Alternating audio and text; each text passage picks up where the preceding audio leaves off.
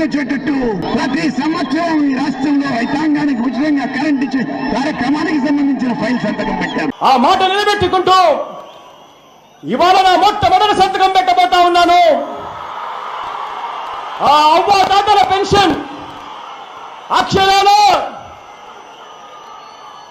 ఇవాళ ఈ జూన్ నెల నుంచి 2250 రూపాయలతో మొదలు పెట్టబోతా ఉన్నాను అధ్యయనం. మేము వస్తానే మెగా డిఎస్సి పెడతాం.